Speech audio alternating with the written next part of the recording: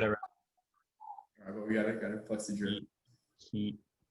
All right, hey guys, we're back after another week. Another week of college football, a little bit less chaotic. I mean, there were some surprises this past week, but less chaotic than prior weeks. But we come with sort of looking forward to a big week. Of course, plenty of big games. Clemson, Notre Dame, the big one as well.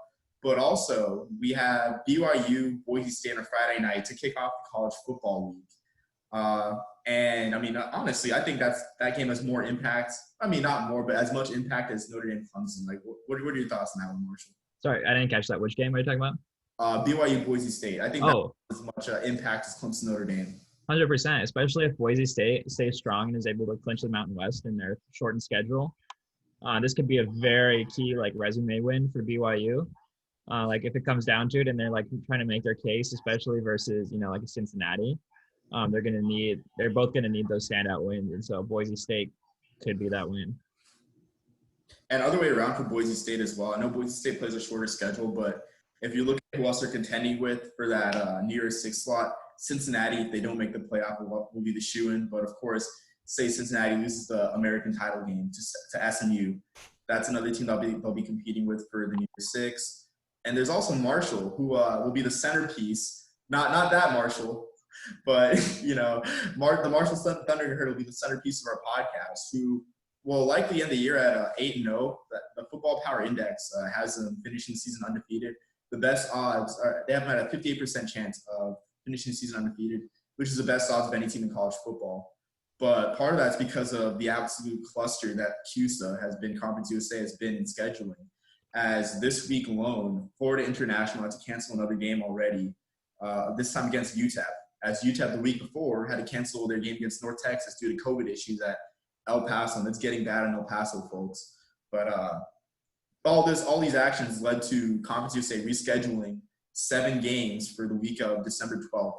So Conference USA is in some bad straits. And it's showing here, well, this is a legitimate year where they have a contender for the nearest 6. I mean, they've been getting ignored. I don't think they've had a team ranked, I want to say, since 2017 with the Lane Train, and a team taken seriously for the nearest 6 since 2014 with that Marshall team that had one of the weakest schedules, in the past few years for a contending team in the bowls. But the reason we bring up all these related issues is you go to Thanksgiving weekend and who has an open spot on the schedule? BYU and Marshall. And honestly, I'm sure every single person, if I were to tell someone that, I would to ask someone if they wanted to see a rematch of the 1999 Motor City Bowl. One, they'd ask who played in that game. And 2, once they found out, they'd ask why.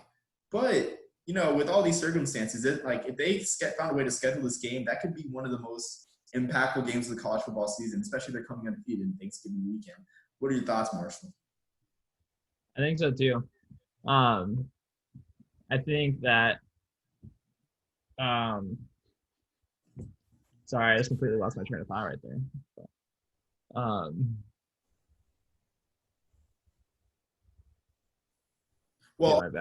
ask this question. So, say Marshall beating BYU, do you think enough to catapult them over Cincinnati, over a Cincinnati team that ends up undefeated? With some good wins in the American, but nothing really eye-popping in terms of contenders. I think it would, because that BYU win would just be so much bigger than, it's a top 10 win, right? I mean, right now, BYU sitting at number 9. That'd be a top 10 win, and assuming they can win off this weekend against Boise State, let's imagine them go up, I don't know, maybe 6 or 7 potentially. I mean, depending on how other games shake out, but if Marshall is able to pull that off, that would be insane. I think consequently, though, you have to look at it from BYU's perspective, too. And it's if they're able to be Marshall, that's another quality win on the resume. That'd be another ranked win. It looks like it would be their 3rd, assuming they beat Boise State. And so it helped, either way, I think these teams are set up very well to make a push for that. So I guess a question I have with this, do you think BYU's resume is impressive given the fact that the teams that they have beaten up on have been mediocre at best? And they lost that Army game, which could have been a good quality win for on both ends of the spectrum for BYU and Army, as Army's having a great year this year, ranked 22nd in the coaches poll. this year. But you look at their resume; they've been beating up on a lot of mid to low like five schools. And if there is a comparison in my head that I can think of right now, it's like Boise State in the WAC. Where Boise State had that reputation, but there weren't really much resume wins. Like when you're beating Idaho in the Kibby Dome. I mean, sorry to my dad, but mediocre San Jose State teams by a lot. Like there just isn't a lot of clout to work with. So I mean, that's the thing though. Like I think as long as you beat up on those teams you're supposed to beat up on, and then you get those two, like, because it's like if you can get those two good wins, like like you said, not playing Army will have hurt them for sure. But if you can get two other good wins on there, like why wouldn't anyone believe that you have what it takes?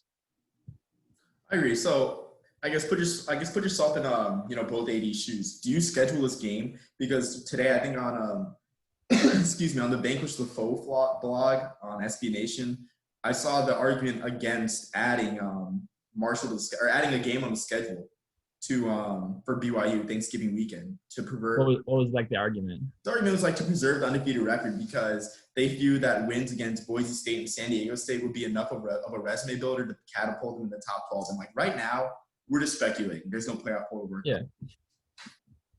Yeah. I mean,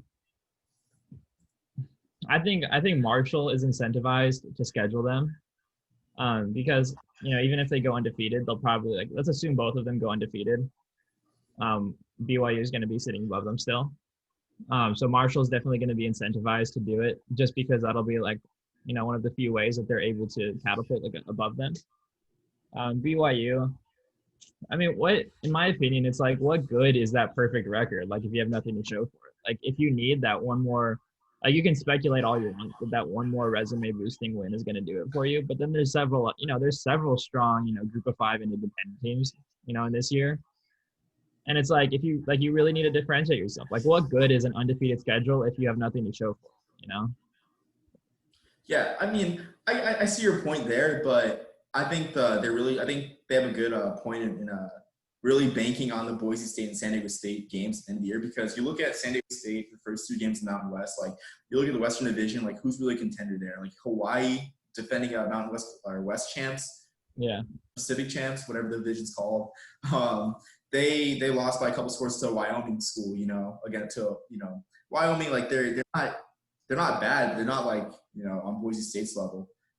So you're looking at one division champ there in San Diego State, and of course Boise State. So I think that argument's right in that, BYU, they got a couple wins against division champs, that you can't really fight that, you put it in the top 12. But I also see that, honestly, this Marshall game, that's added insurance, to put them in the top 12. Because BYU's not in the New Year's Six race. They can't be the highest ranked group of 5 team. And that's the fight that all independents have to deal with. Even Liberty, too. If Liberty somehow beats West Virginia Tech, they'll have to crack the top 12 to make the New Year's Six. So yeah.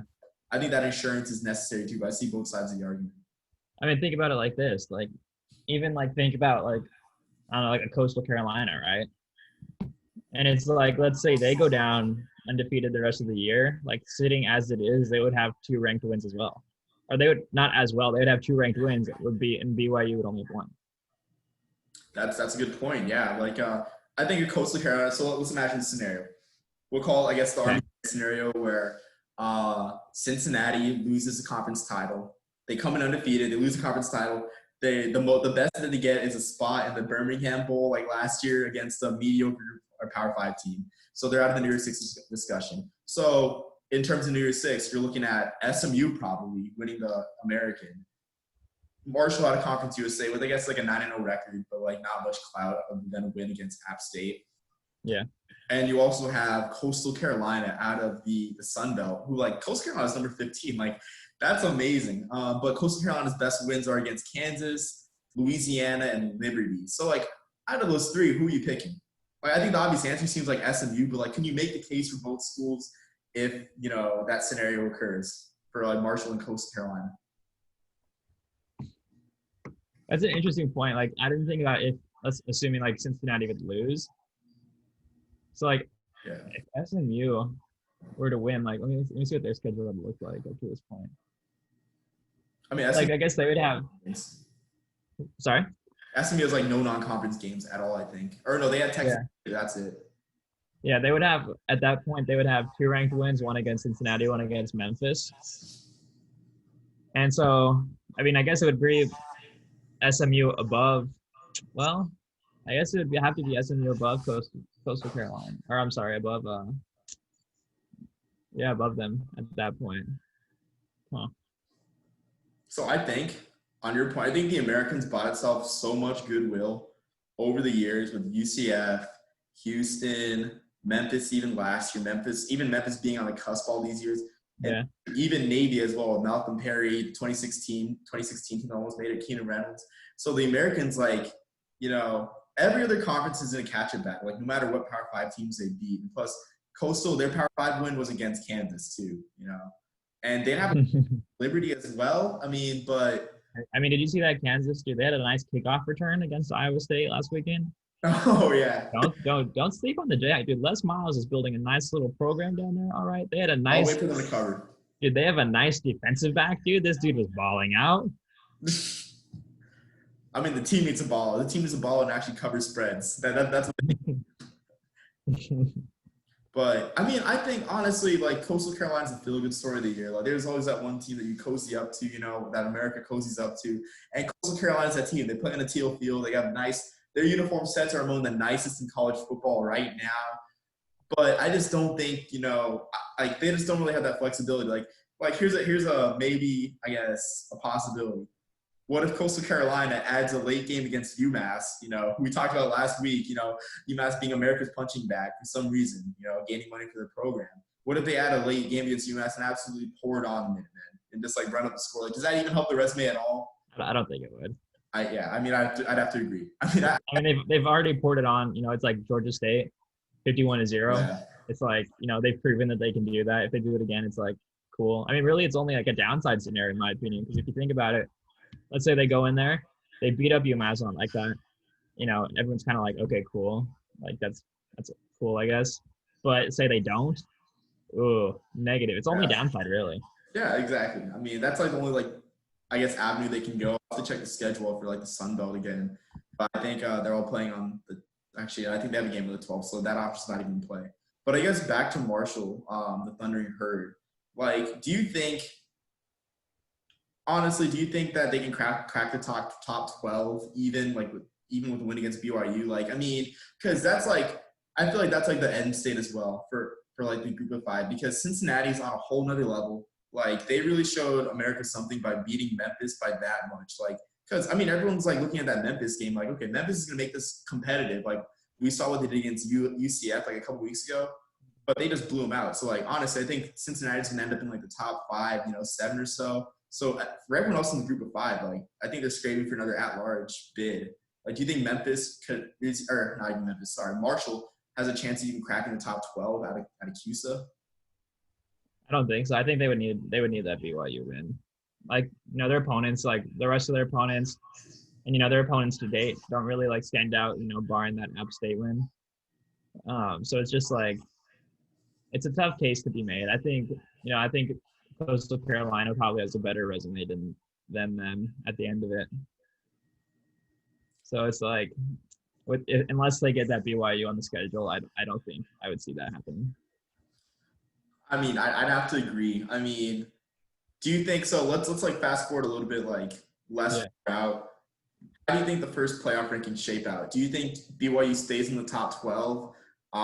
Do you think Cincinnati is like, among the first 2 out? Like, I think those are like the 2 biggest questions like everyone's asking. For me, I think my opinions are this. I think Cincinnati gets the classic top, like number 10 spot, as in like, yeah, you're in the conversation, but you're not really in the conversation. That's my prediction for Cincinnati. BYU, on the other hand, I got to think, like, given who they played, I mean, I assume the first rankings are probably going to come out after this Boise State game. Like, they beat Boise State. I do think they'll crack top 12, honestly, just based because like the playoffs all about brand names. It's all about brand names. Like, let's be real. I want to hear your thoughts on like this projection, I guess, for the playoff rankings. No, I agree. I think, looking at standings as they are, like BYU 7-0. The only 7-0 team I see elsewise in the top 25. Wait, what was the question again? I'm sorry. So BYU sitting at 7-0. The only 7-0 team that I see right here. Bama, right? No, Clemson. Clemson. Okay.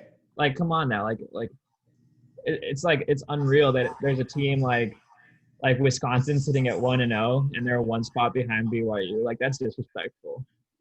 There's a team like Oregon hasn't played a game sitting 3 spots behind BYU. That's disrespectful because I can totally see a scenario where Wisconsin or an Oregon, they get 1 or 2 good wins and they knock them way above there. Even potentially knocking out like giving the disrespect to Cincinnati. Like I think the rankings, I mean, like you said, it's going to be about brand names. And people look and it's like how we're talking about um, Marshall having that win against App State. People don't care about that brand. So it's like, who cares? Like Yeah. obviously, like we see the value in it. But the playoff rankings, I think they're going to have to be a little bit. I mean, they are going to be a little bit skewed. It's like, I mean, right now it's like Georgia has a loss, sitting one spot above Cincinnati. I mean, probably going to lose again to Alabama in the title game. And it's like, okay, cool. Like, why? What business do they have being number 5? You know? So you bring up Wisconsin, which is an interesting point with the Big Ten in general. So I think we'll kind of shift gears there. Like Yeah. Wisconsin, they were looked at as like an outside playoff, playoff team with, I know Graham Martz, I don't know how to pronounce his name, Martz, had an amazing game against Illinois week 1, but he got COVID. And Wisconsin's next 2 games were canceled. So for all intents and purposes, I truly believe Wisconsin's out of the playoff race. Even if they reach the Big Ten title game with a 5-0 record, and I mean, look at it like this. Like, dude, like, don't like. Sorry to stop you, but they're gonna play at Michigan, and then they're gonna have Indiana at home. Indiana's sitting at 13 right now. Michigan at 23. Yeah, exactly. Like that's gonna tell a lot. Yeah, exactly. The Michigan Indiana game this weekend, which actually that's one of the I guess gears I wanted to shift to with Indiana. Do you think Indiana has a legitimate shot as a 1-loss team to get into the New Year's Six? Like this is getting me exciting. Like I'm pretty excited about this. Really, like You pull in for Indiana? I'm pulling for Indiana because like that's what the last big bowl Indiana's gone to. What? 68 Rose Bowl. Only Rose Bowl appearance, and while the Rose Bowl is off the table because it's a playoff bowl game, or maybe it's not. Maybe Indiana cracks top 4. All right, I'm not gonna say anything, but it's not likely. But I mean, even a 1-loss Indiana team, you think they crack New Year's Six? I mean, I guess it depends if they lose to like Ohio State, and that's your loss. Yeah, it depends if they lose to. If they lose to Ohio State, then they'll have beaten Wisconsin and Michigan. Yeah, I'd say so. If they lose to Michigan, but if they lose to Michigan and then still beat Ohio State, there's an argument to be made there. So that's why I don't think it's like realistic to say though that they're gonna beat Ohio State and then lose to Michigan or lose to Wisconsin. Like I think they're probably gonna have lose to Ohio State and then win the other 2 or win all of them. So I think with one loss to Ohio State, I would say they do have a shot. Yeah, I'd have to agree with that because it's like one of those like losses, like you can't really blame them for that. So I mean, I guess on the note of Indiana, we'll talk a little bit about the Heisman race. And like for me, my Heisman candidates are Trevor Lawrence, Justin Fields, the usual suspects. Ian Book's had a bit of a rough year. His stock's a bit down. Zach Wilson. I know my Church of Jesus Christ of Latter-day Saints fans are going to be mad about this, but Mormon Manziel, I know they don't want to be called Mormons anymore. And honestly, like if you look at Heisman candidates, they have the moments, like their Heisman moments. And I think that Mike Penix's diving extension against Penn State is as much a Heisman moment as anyone. So like, do you think he has like any footing in the Heisman race compared to like those guys? I mean, like his numbers through 2 games are this. He's got 408 passing yards, 4 touchdowns, and a pick. And rushing yards, he's got 2 rushing yards and 2 touchdowns. But yeah. I think Indiana's such a feel-good story, and he plays for Power 5. So, like, that certainly helps his case in the Heisman race, I think. I mean, yeah, but I think, we mentioned, like, the playoff being about brand names. Like, I think the Heisman is more than anything about brand names. Like, Indiana, of course, feel good. Like you said, it's like, but it's almost more of like a little brother feel good, Yeah. Like you're gonna give them a little bit of respect, they earned. But at the end of the day, you're just gonna say they just aren't, up to snuff with some of the other guys. Okay. Yeah. I mean, I can see that argument. I mean, I thought I'd put that out there on Indiana. Yeah. I mean, what do you think? Like, I mean, his numbers aren't as impressive as I thought, but if he comes up big in some of these games, like Michigan, if he goes toe to toe with Justin Fields, like I can certainly see them sending, Mike Penix to New York.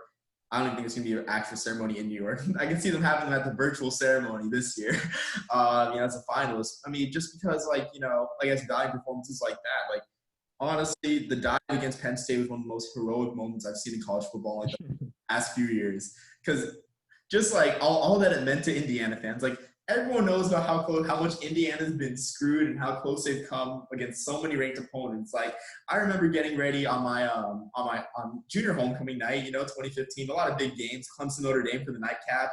Also the night where with Kalen Ballage's push, the rugby scrum touchdown, iconic moment in Arizona State football history. But also, Indiana comes up short by one score against Ohio State, and that could have turned the tide of the season. Both teams are 4-0. Like I don't think many people realize that Indiana was 4-0 against coming into the game against Ohio State. And then you look at that same year, the infamous field goal in the Pinstripe Bowl that went over the uprights, was called no good. And then just so many close calls against ranked teams, and they finally did it. The dive of all things finally did it. It's like it was just a wacky game, man. Like, and it too, But with all that in mind, though, I really feel I'm one for feel good stories. Like if a guy like Cole Brennan in 2007 can make the Heisman, can be a Heisman finalist with I don't think he played a single one of his games before 10:30 Eastern. Literally every one of his games in the regular season were like West Coast or like late night Hawaii games. Only a couple nationally televised. It was a feel good story alone. Same thing with a guy like Jordan Lynch out of Northern Illinois. And even like that same year in 2013 with Andre Williams of Boston College, like Boston College wasn't playing on national TV at like that much. And if they were, it was ESPNU or something like that in a mid-tier EC game. So, I mean, like if he's got the stats and the feel-good stories there, I know the Heisman's not a charity award, but you got to give it to the guy, I got to bring him to the ceremony at least. Yeah, you got to bring him. But like, I like that. No, I like that. I mean, then again, I guess the Heisman hates feel-good stories too, because Keenan Reynolds and Malcolm Perry should have been finalists, Oh yeah. School years, but oh well. I guess the Heisman hates the troops. I mean, the Downtown Athletic Club hates the troops. Because didn't Keenan Reynolds get like the all-time rushing record? Yeah, he had the rushing touchdowns. I'm sorry. Yeah, and like he was like fifth in the voting. And there's I think they've like really reduced the amount of finalists that they invite, because like 2013 had like 5 or 6. 2016, if I remember correctly, they invited Baker, Dede Westbrook, Lamar, of course, Jabril Peppers, Deshaun Watson. I think there was someone else too. That's at least 5 guys. There might have been another guy in there somewhere, but they invited like 5 guys, and they couldn't do that the year before. Like, it's like what are they doing? Yeah. But, oh well. We'll see. Only time will tell with this Heisman race. It'll be a very intriguing title race, because you got guys playing less games, and just also just like added factors that didn't exist, like Trevor Lawrence and COVID, leading the way for it. This was music to my ears this past Saturday watching Boston College Clemson, but hearing Joe Tessitore say, DJ Uyangalele. Truly amazing. One of my favorite announcers, saying, a Samoan name. It was amazing. Music to my ears. I thought it was funny. I saw like a meme. It was like, if you squint really close, like Florida State fans might be able to imagine that it's them playing like the last time they were leading Clemson. That's dead, man. That has me dead. Florida State Irish right now. But I think the coolest part of that game, I guess now that we're talking about Clemson, Boston College, is like Joe Tessitore calling the fake field goal where his son was on the field. Yeah. I was watching that live. I'm like, that's not his son. There's no way that's his son, and he's calling that right now. Coolest moment of his career, like that. He was probably shedding a tear up there in the booth. Yeah, no, exactly. I mean, because his son's like a punter or something, or he punts. Yeah. So his son's about to like take a fake field goal against the number 1 team in the country, and I mean, it actually was a momentum shift, because like he drew him off sides. I mean, it was amazing. One of the reasons why I'm so happy Joe Tessitore's back in college football. I'm just happy. Like I love watching him in Holy Moly during the summer. It was absolutely amazing. Oh, what? Hey, I'm gonna be honest.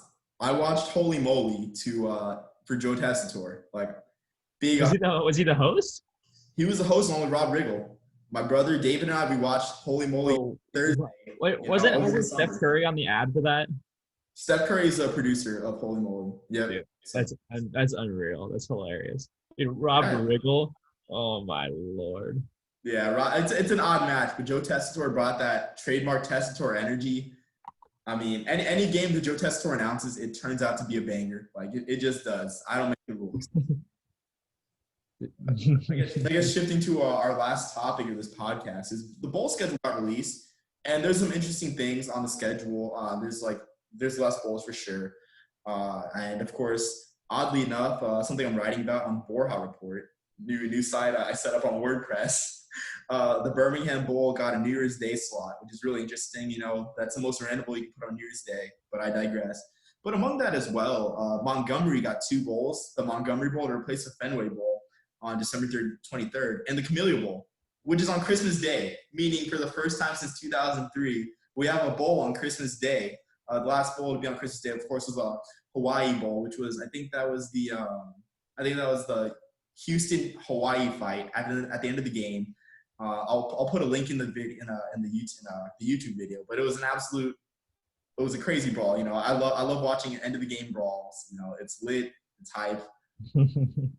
Honestly, I really think this has a chance to be a success for the city of Montgomery and the Camellia Bowl in general, because you look at all that's happening in the sports world, there's like not much happening on Christmas in general. Like what do Americans lean to in terms of sports for Christmas Day? The NBA.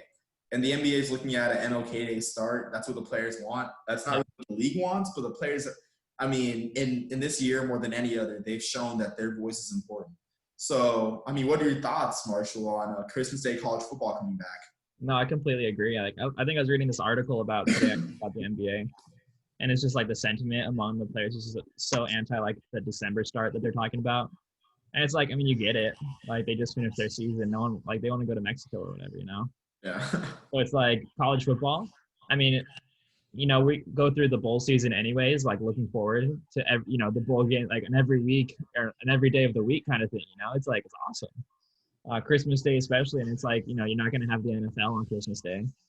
Like you're not going to have like really any other sport. So it's like, I think this gives great exposure to college football because it's like people want to watch sports. Like you're at home with your family, like your dad's going to be like the American dad, he's like sitting in his like, you know, his like leather armchair, like he's got his like Bud Light in his hand or whatever, you know, he's like, you know, whether or not he's ignoring his family or not is irrelevant because he's going to put something on the TV that it's going to let everyone either not talk to him or let him not to talk to everyone else, you know? So it's like, it's definitely great exposure. So my thoughts on this is like, I don't get why ESPN didn't pull all the stops list because a little bit of historical background. So Christmas Day used to be like a huge day for college football. Of course, you had the Aloha Bowl and, the Oahu Bowl that came on later on where you had actual doubleheader in the same stadium on Christmas Day and night. Like it was amazing for college football. And even before the Aloha Bowl, you had the Blue Gray All-Star Classic, which was in Montgomery, and it was just a North versus South All-Star game. And, you know, you just had like a Christmas Day doubleheader on ABC and then the nightcap on ESPN with the Oahu Bowl, which, you know, it doesn't sound like a bad Christmas for anyone, you know? And I'm just wondering why, I guess maybe they're still playing it, you know, by ear with the whole NBA and like, cause that's what fills up ABC slots generally, the NBA Christmas.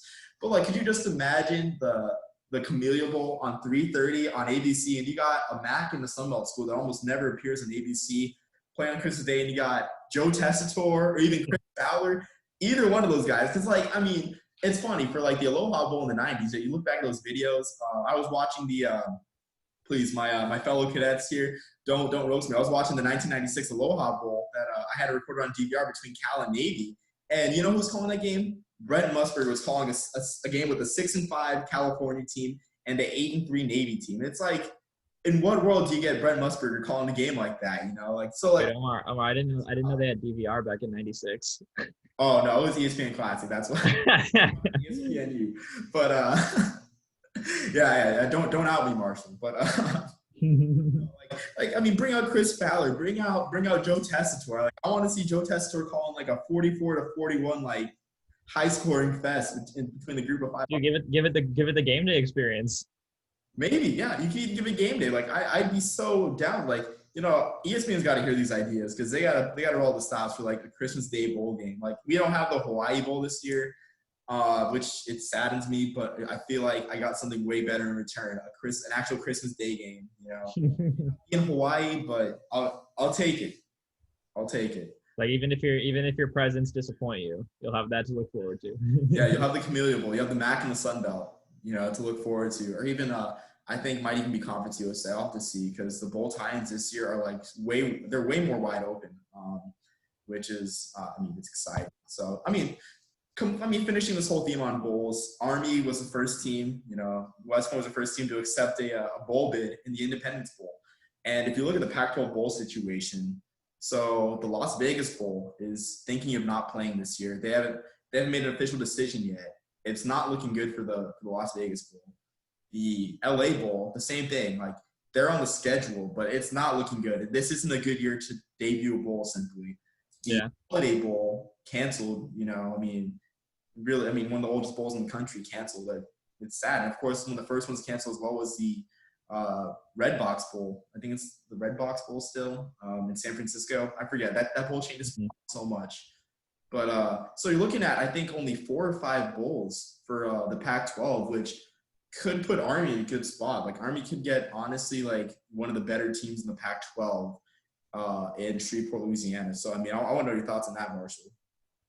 Yeah, that's what's interesting to me too, because it's like looking at the standings right now. It's like the Pac-12 hasn't played a single game, and I think there's two or three ranked teams, and it's like it'll be interesting to see how it plays out to bowl season, and then once you get there, imagine like Army versus like a USC, like that's 2 good brands. Like that would be decent. Like that would be a really decent matchup. Like I think that could be extremely exciting, extremely like compelling for people to watch. Like you could promote the hell out of that, that'd be cool. Yeah, I think there's a lot of things happening that wouldn't happen in this pandemic, and we're seeing it, like whether it's Cincinnati making the playoff or BYU making the New Year's Six. Like even in BYU's national championship year in '84, they went to the Holiday Bowl and they won the national title against the 6-5 Michigan team. So literally, this could be the biggest bowl that BYU has ever gone to if they crack the top 12. Even Liberty, like again, I digress. So many unexpected things are happening, and for like Army, like they are tied to the Independence Bowl against a Pac-12 school for like 3 of the next 6 years. But to play like say like USC, like ties to the top spot in the Pac-12 South, like they don't go to the title game, but they're still one of the top teams in the Pac-12 South. Even like on the other side of the deal, like you get a Washington team like 2 years removed from the Rose Bowl and 4 years removed from the playoff. That's huge for Army. Like that could be one of the biggest bowl games, like for Army, like or even the biggest games in general too. Like that trend of big games in the Army program, whether it be Oklahoma in 2018 or Michigan last year. Like it's just a boon for the program to get in this bowl. So I'm pretty excited. As a cadet and Army fan to see who we draw in the Independence Bowl, and hopefully it gets played too, to be quite honest with you. But it's a boon to say the least. I completely agree. Yeah, hopefully, at the end of that game, we beat them and our quarterback Gobson, I could say, Army Nation, we're back. Bro. Sorry to roast on Sam Ellinger after a big win.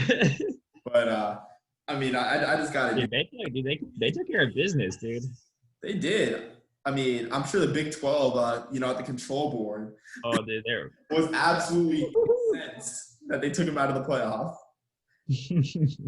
But I think Oklahoma State. Say that again? Oh no, go ahead. I was gonna say I think Oklahoma State's still in the playoff, too, honestly, because Texas isn't a bad loss, and I'm sure they take a 1-loss Power 5 team over an undefeated Cincinnati team. There's no guarantees they stay at 1 loss though. Like if you look at so there's like 3 teams really at conference, I believe one loss. Big 12 at least. It's like Iowa State, Kansas State, Oklahoma State. Yeah. Say an Iowa State and Oklahoma State get a little rematch there in the conference championship. Right, that's right. I don't know that Oklahoma State comes out so easy out of that one, Yeah, I think just Iowa State still have 1 loss in conference, because I know Oklahoma's going to need someone else to lose, and like Oklahoma could end up in the Big 12 title game. Yeah, Iowa State's 1 loss is to Oklahoma State. Dang. Okay. Wow. So that's what I'm saying. Like, and it wasn't like too far out of reach really when they played earlier. So. Oh, yeah, that's a good point too. Honestly, as well, like I mean, Iowa State hasn't won a conference title since 1914 in the Missouri Valley, which is that's just sad. I mean, it's a sad thing about. That But would be, dude. I could pull for Iowa State. I mean, I think we all should. I think it's with Indiana too. Like you got to pull for these teams that. No, dude, and their team is actually, dude, they're pretty nice. Like I didn't realize that until watching a couple of their games. Like, dude, their running back, I think he leads all running. I think he leads all players in like rushing yards in FBS. Like I think like their quarterback, he's nice.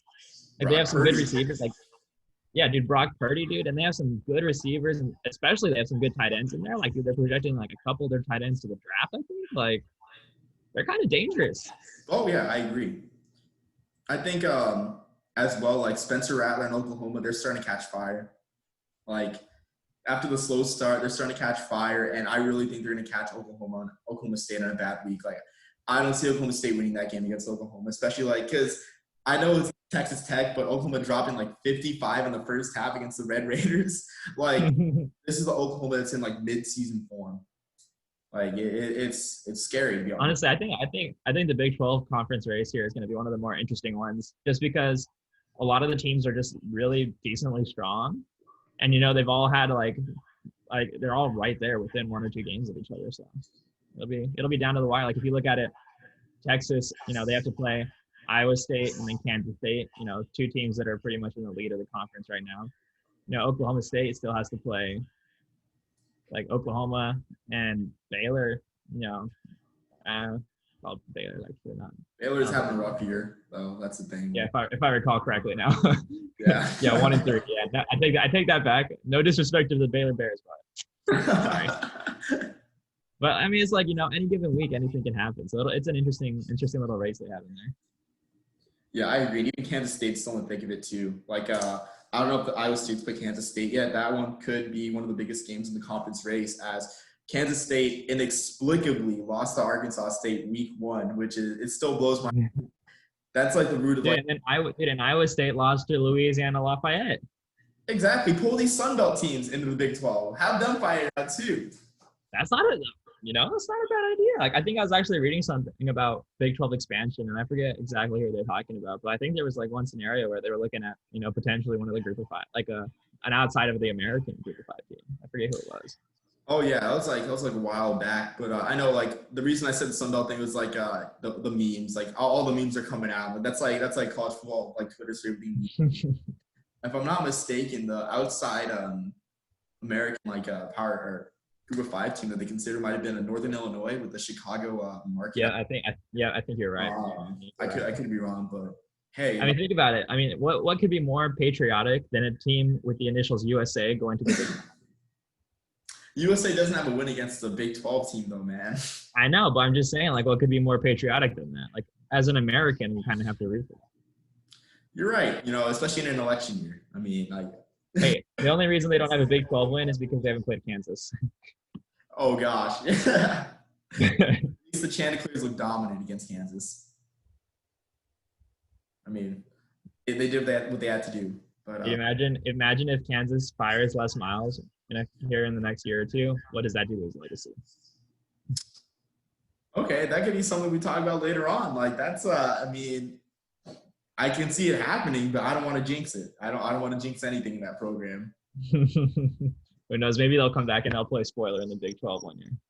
Maybe. I mean, I bet Kansas State looks like a team that can lose to anyone. Like in all honesty, because they got like it wasn't even a close game against West Virginia. Oh yeah, they're good. Like they got blown out though. Like I will say Kansas, I think, has some of the nicest uniforms in the Big 12.